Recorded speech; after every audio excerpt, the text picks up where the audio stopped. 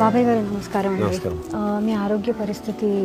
నేను kidney patient అమ్మా. నాకు సుమారు 10 సంవత్సరాలు కిడ్నీ వ్యాధి ఉంది. అప్పుడు ప్రభుత్వం ఏంటంటే మాకు 2500 ఇచ్చేది. ఆ 2500 తోటి మాకు మొదటి వరకు కష్టాలు తీరవు, ఏవి తీరకపోయేవి. నాకే కాదమ్మా, అలాంటి పేషెంట్లకి ఎంతో మందికి. ఆ తర్వాత జగన్ అన్న వచ్చారు, 10,000 ప్రకటించినారు. 10,000 ప్రకటించిన తర్వాత మేము నిలబడ్డామమ్మా. ఆ డబ్బులతోనే మందులు కొనుక్కున్నాము, తిన్నాము. మరి జగనన్న లేకపోతే మేము లేమమ్మా. జగనన్న లేకపోతే మేము లేము. జగనన్న వచ్చిన తర్వాత మాకు ఇవన్నీ జరిగినాయి. అందుబాటులోకి వస్తుంది వాటర్. 7 మండలాలకి జగనన్న ఇచ్చిన ప్రాజెక్ట్ వస్తుంది కదా, ఆ వాటర్ అనేది అందుబాటులోకి వచ్చేస్తుంది. జగనన్న వచ్చిన తర్వాత ఈ 10,000 తోటి మా మందులు కొనుక్కుంటున్నాము, మా ఫుడ్ తింటున్నాము. అలాగే మేము హ్యాపీగా ఉన్నాము. 2050 నాటికి ప్రభుత్వాలు స్పందించకపోతే దెబ్బలు ఇల్లే ఉంటాయి, కొలుసుకుంది.